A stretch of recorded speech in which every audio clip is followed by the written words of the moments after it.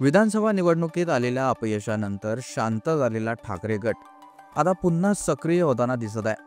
कारण 28 जानेवारी रोजी शिवसेना ठाकरे गटाकडून कार्यकर्त्यांचा संवाद मेळावा आयोजित करण्यात आलाय।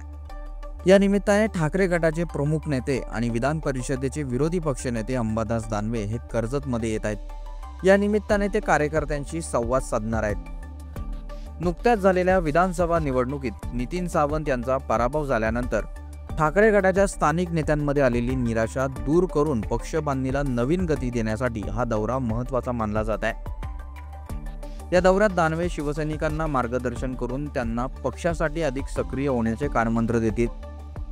तसेच निवडणुकीतील पराभवाचे नेमके कारण आणि यापुढील राजकीय रणनीती कशी असेल याची शिवसैनिक देखील आतुरतेने वाट पाहत आहेत। निवडणुकीच्या काळात पक्षातील अंतर्गत गटबाजीचाही मोठा परिणाम ठाकरे गटाला झाला होता। त्यामुळे दानवे पक्षातील अंतर्गत मतभेद मिटवून आगामी स्थानिक स्वराज्य संस्था निवडणुकांसाठी रणनीती ठरवणार का हे देखील पाहणे महत्त्वाचे ठरेल।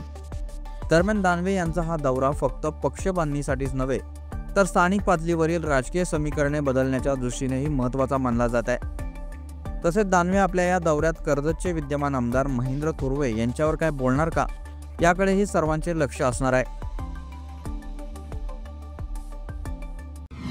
आपल्या परिसरातील ताज्या बातम्या आणि घडामोडी सर्वात अगोदर पाहण्यासाठी कर्जत अपडेटला सबस्क्राइब करायला विसरू नका।